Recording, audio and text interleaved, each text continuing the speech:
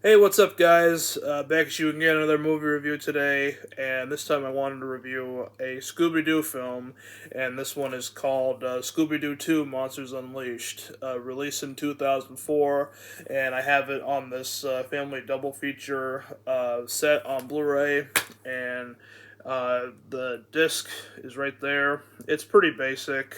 Um, and I reviewed the first film already, so if you want to know my thoughts on the first film, feel free to check out my old review on that.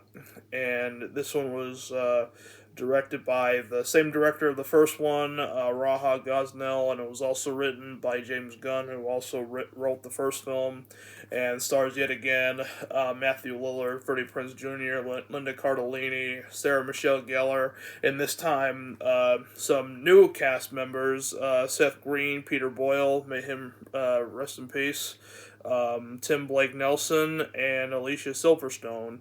And the plot of this one is basically the Mystery Inc. gang are in their hometown, Coolsville, and they discover some strange things are going on. That the monsters that they unmasked in their past mysteries have come to life as actual monsters, like the costumes have turned into actual monsters by a masked villain that is basically terrorizing Coolsville, and they're basically trying to figure out what's going on and how the costumes of the villains they discovered have come to life and who is behind this mystery. And that's basically the plot of the movie. And I remember seeing it in the theater when it came out. I remember my mom took me to go see it because I was a big fan of the first one. And we had a good time when we saw it in the theater. Unfortunately, it didn't do so well. It got, not a lot of good reviews from the critics. A lot of critics, bashed it when it first came out. It did make a lot of money, but, it was a financial disappointment. So, unfortunately, they didn't continue after this movie. They were going to do a third one, but they were just like, the hell with it, because they were disappointed about the second movie, how it turned out and everything. So they decided to not go through with the third film, which is too bad, because I would have loved to see a third one. And the acting in this one is still very, very solid. I like their costumes in this one. Like Shaggy as like the long sleeve shirt this time, and Velma, her outfit is pretty cool, and Daphne looked pretty cute, and Fred looked pretty good in this one. And of course Scooby, as a CG Scooby, he looked pretty cool, like he's actually there, even though he's not real. But it's the CGI, in this movie is great, especially with the monsters. Like the monsters look really cool. Like they had um, the tar monster, which looked really really cool. They had like the two skeleton monsters, like the skeletons that have like the one eye, like on top of like the body, and it had like a mouth underneath the eye and stuff. Like those look pretty awesome. And there's also a pterodactyl ghost that was real. That looked awesome. You had the cotton candy monster. You had the like electrical monster that had like the electrical powers. I can't remember the name of the monster itself, but for those that are good, have a good memory on what the name was, feel free to let me know in the comments. And there was also like the Miner 49er. I think that's the name of the ghost, of the pirate ghost, I believe. Actually, no. Was it a pirate? No, I think it was a pirate, or like a guy who worked like in the mines or something. Yeah, something like that. Forgive me if I can't remember everything off the top of my head. It's been a while since I've watched it, but I've seen it plenty of times.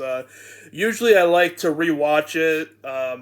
Rewatch a movie like before I do a review on it to refresh my memory. But I've seen this about like a whole bunch of times. So I felt like I don't really need to rewatch it in order to do a review on this one. But Yeah, Seth Green, he puts on a very good performance as well. And this was back when, I didn't really know a whole lot about Seth Green. I saw him in this, and of course, the Austin Powers trilogy and the original It miniseries. But yeah, he's a good actor.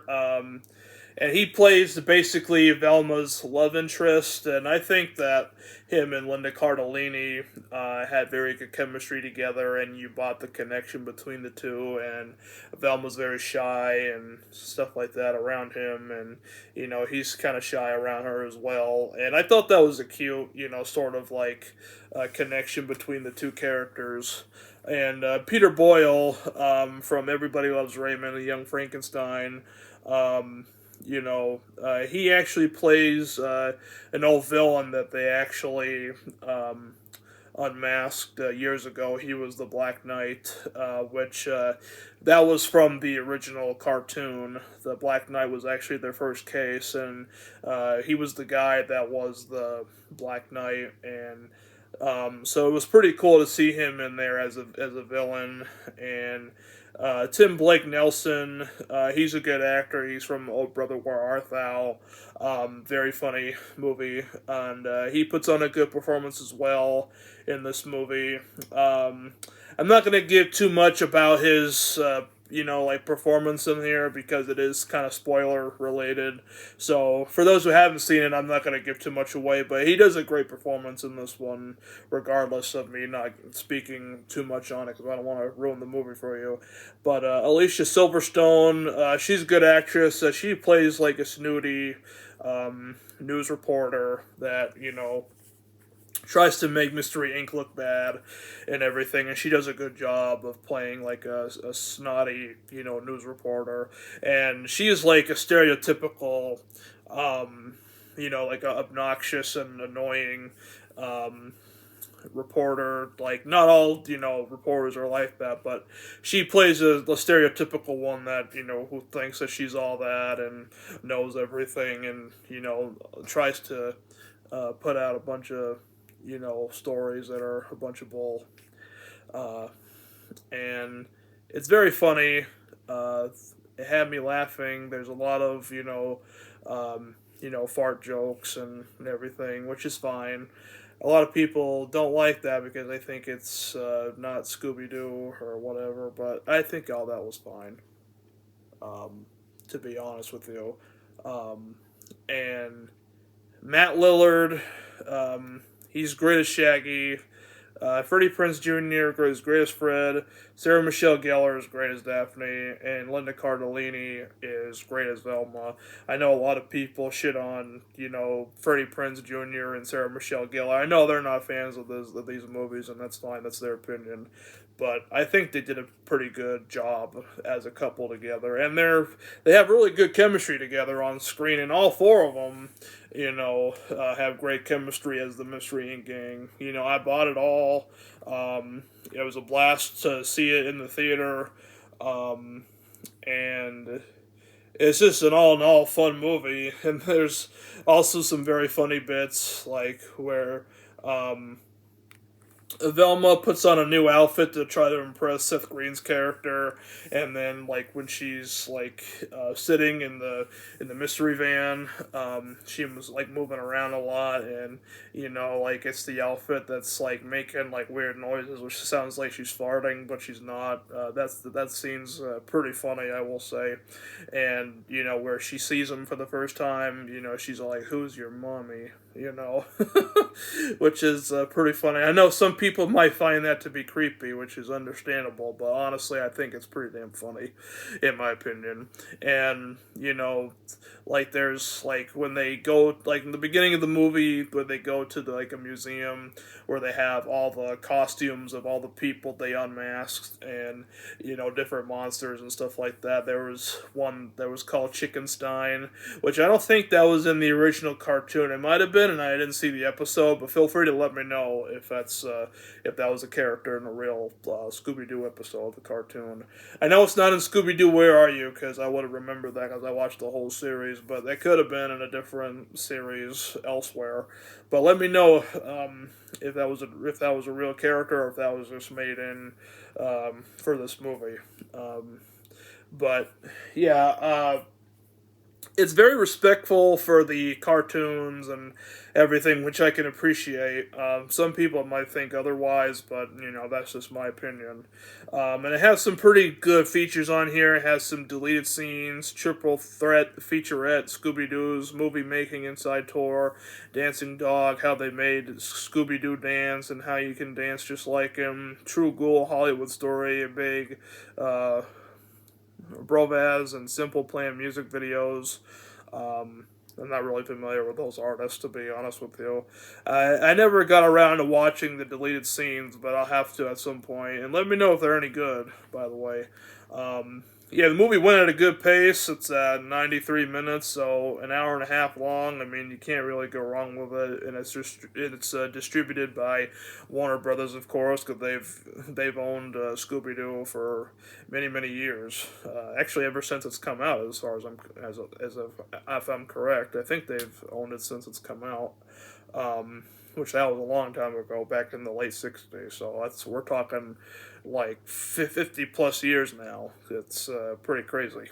But yeah, the soundtrack is very good. David Newman did the music, and it's shot very well. Like, I like the locations, and the museum looked really cool, and there's also a bad guy's hideout, which is where they see Peter Boyle's character.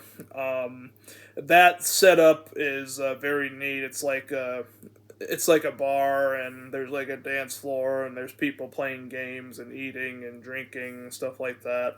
And Scooby and Shaggy dress up, to try to blend in with everybody. And Shaggy, like, he has sort of like a pimp outfit on, like he has like the hat and everything and the jacket, and Scooby-Doo has like the glasses and like, well, shades, glasses, and he has like a afro, which is obviously a wig.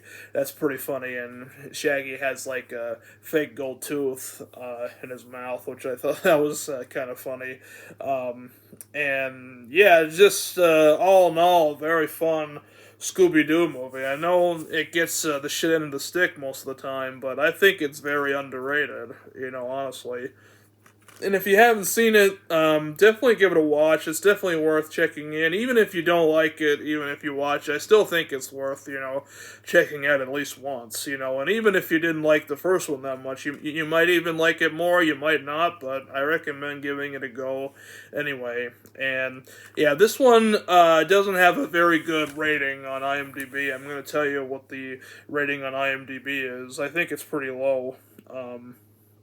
Yeah, it's a 5.3 out of 10, and I think it's too low. I think it deserves at least a 6.5 or something. That's just me, though. You can, call me crazy and do whatever you gotta do, but I'm just stating my opinion. You don't have to agree with it, but, that's just how I feel about it. And if you like the movie just as much as I do, then that's cool. You can let me know if you love it or if you hate it in the comments below, and we can talk about it.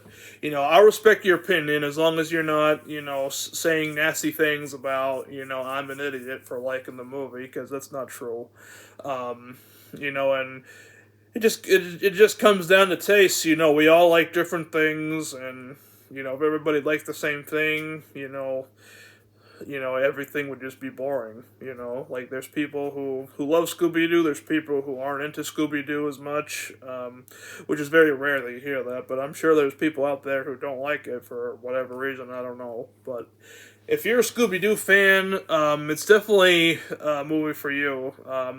Huge Scooby-Doo fan, so I can't help but love this film in a way. It's part of my childhood, and it's one of the movies I saw in movie theaters when I was a kid. So I mean, I can't hate on it or look at it logically, because I've been watching it ever since it's come out in theaters. So, and it's actually the first and only Scooby-Doo movie I saw in the theater, actually, and Hopefully they'll make more Scooby-Doo movies that are released in theaters. After Scoob, I like Scoob, so which I don't know if I reviewed that one or not. I'll probably have to someday. But either way, it's worth a watch, in my honest opinion. You definitely want to pick this Blu-ray setup. They look very good on Blu-ray. I've watched them both on Blu-ray, and they looked very, very good in HD. I used to have the DVDs years ago, but I played the hell out of all of them. So they're probably so I just ended up chucking them years ago. But and in my opinion, I might buy the DVDs again later on. I don't know, but for now, I'm just gonna hold on to these. It's a great set. I'm happy to have this in my collection. If you can find it for cheap, definitely want to pick it up. When the set come out? The set came out in 2010, I want to say, because it says copyright 2010. So that's when this set was released, I believe. You can also buy them individually on DVD and Blu-ray, but I just have a double pack because I figured why not. I bought that a couple years back off Amazon.com for a good deal, which I think you can still find it for a pretty decent price. I don't really see it a whole lot around, but it might be around. You might be able to pick it up in stores, maybe. I don't know. Probably in one of those bins at Walmart or something. But yeah, it's a great movie. You definitely want to check it out. And let me know what's your favorite part and what's your least favorite part. Do you think it's very funny, like I think it's funny, or do you think it's not funny? Whatever it is, let me know. And I look forward to hearing from you. And thank you guys so much for tuning in. And thank you guys so much for your patience. I know it's been a long time since I've done reviews on here, but that's what the busy life is all about. Sometimes you are able to make videos, sometimes you're not able to make videos. So there you go. So thank you guys so much for watching, and I'll see you guys in the next one. Peace.